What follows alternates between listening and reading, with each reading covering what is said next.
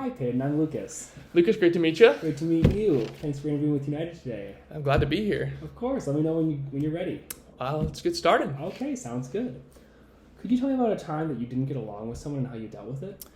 Sure. So this isn't necessarily like an isolated incident type of thing, but so I had a flight instructor. It was during my multi-engine course. For the sake of anonymity, we'll call him Jeff.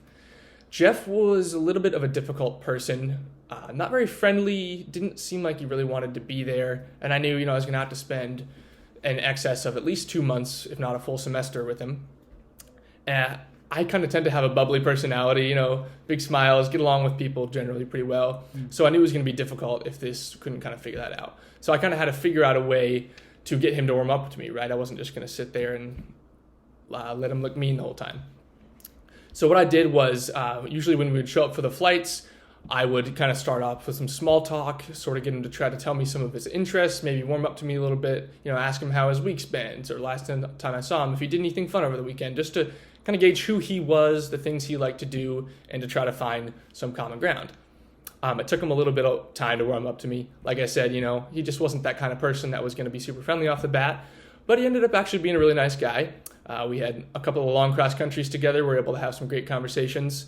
This is another kind of long story, but I somehow met his grandparents, which is the only flight instructor I've ever done that with. And then the course went well. I have nothing bad to say about him now, but I think it was a good lesson in kind of, not judging a book by its cover and letting people open up to you. Definitely. Yeah. Everyone's a little different. Certainly are. Next, could you tell me about a time when you disagreed with a superior and how you dealt with it? Sure. So this was during my instrument training. We were taking off. It was a beautiful day. In Grand Forks, we're about 20 miles to the west of something called the Red River. It's just a river. But as we all know as pilots, rivers and water tend to form fog, right? So there's a lot of early morning fog that can come off of that river. We had about a 10 a.m. launch, I want to say. The fog is known to, not usually creep too far off of the river and to burn off by noon. So we didn't assume any issues would arise there. Took off, went over to our Air Force base. We're allowed to do approaches into there. Did a low approach, no issues there. Went up to another satellite airport just north of Grand Forks. Did an approach there, all went well. And while we're on the way back to Grand Forks, we were hearing some kind of weird radio calls. I wasn't looking outside because I was under the hood, but my instructor started to notice that fog was rolling in. Now keep in mind, this fog is at about 200 feet AGL. ILS, obviously, minimums go down to 200 AGL, so it's going to be right on the line. We had a Learjet or a Citation, I forget which, that was shooting an approach a couple of planes in front of us. They went missed. We had an Allegiant flight that was coming in from somewhere. They were holding over the airport at around 6,000 feet. We had a SkyWest plane coming in from Minneapolis. Again, they went missed. So we kind of knew it was coming, right? We were originally on the localizer. We decided to switch to the ILS just to give ourselves a fighting chance to actually break below those clouds. So came in on the ILS. Like we said, knew it was coming. Hit the minimums. Still nothing. So, we went missed, circled around, decided, okay, we're going to shoot it one more time, and if we can't get it now, we'll just kind of go to, we didn't have an alternate because we didn't need one, but we'll pick an alternate, we'll end up there. So as we're coming in, my instructor, we both know what's coming, right? And he seems to be a little bit more on that we need to land mindset. And I'm saying, hey, same thing might happen again. I'll be looking out for the lights. He took controls this time, so I was going to be the eyes for the lights to let us descend down to that 100, and he was going to be flying the plane. We reached those 200 feet. I don't have anything in sight.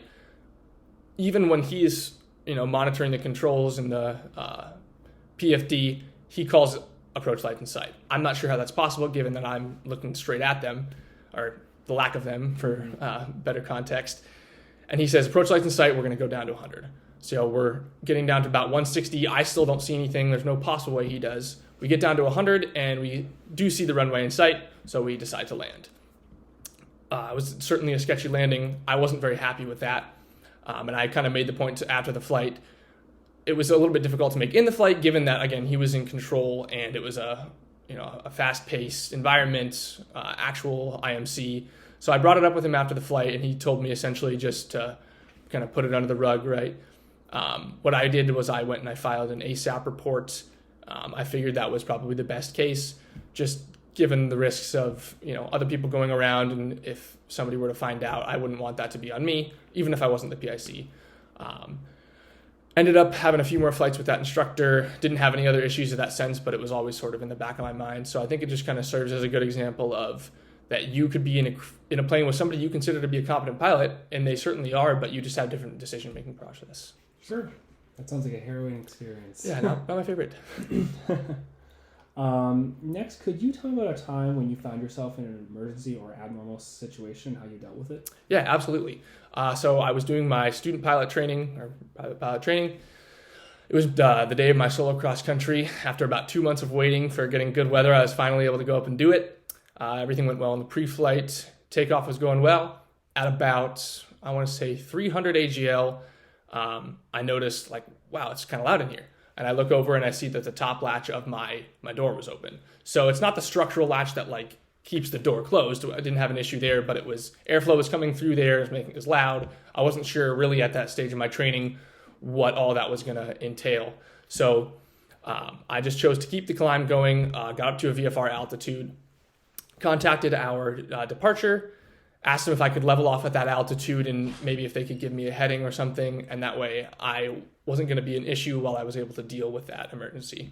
So I flipped open the checklist, switched to the open door page, and it told me, I ran through those actions as best as I could from the left seat to try to deal with the door on the right side. And then I just kept below the airspeed that it suggested I stay below. At that point, I asked, like I said, I wasn't particularly sure how to deal with this emergency in its entirety, so I asked ATC if I could contact our dispatch at UND and ask them what they thought. The dispatch is a certified flight instructor, so he knew a little bit better how to deal with that. He said it was ultimately my decision, that he couldn't suggest whether or not I should come back, but that as long as it's not an issue for the safety of the flight, I may as well continue. So I said, okay, I'll continue. I took my route over to the airport Devil's Lake, which was the first stop on that route. I decided to land there, taxi off, shut down the aircraft, see if I could figure out what the issue was. Turns out I just didn't latch the door properly, so it wasn't a real emergency. It just was kind of my fault. Was able to deal with that, continued on the cross country. Everything went well, safe landing, and I completed that, and I am now much more than private pilot. So I think it was kind of interesting to see how that, Aviate, Navigate, Communicate framework applies to an actual situation, and I guess I would say I'm proud of my ability or how well I handled that situation. Absolutely. It sounds like you made the right decision. Thank you, yeah. Could you tell me about a time that you failed a check ride? Yeah. So I've had one check ride failure, unfortunately. It was my multi-engine check ride. That course, as I talked about earlier with that instructor, wasn't probably the greatest course I've had here, but I obviously was feeling confident going into that check ride, or else I wouldn't have decided to do it that day. So the flight went well up into our last takeoff. We did steep turns, VMC, all the different stuff you do in a multi-engine check ride. And then the last thing we had left was our engine failure takeoff continued. So as I'm sure we all know, engine failure takeoff continued is very stressful, fast pace, and it requires, I'd use, again, that ANC, the Aviate, Navigate, Communicate. So what happened was we have our single engine speed, our climb speed, and then we have a safety speed, which we're not allowed to drop below. Once you drop below that speed, it becomes an unsat. Our first checklist item is to manage the airspeed and directional control. Unfortunately, I let that kind of get away from me, started running through the other switches and items and etc. I got down about 6 knots below our single engine speed before the instructor had to tell me that it was an unsat. Unfortunate situation. It flustered me a little bit, so I let her take the controls. Went back to Grand Forks, got in contact with my instructor.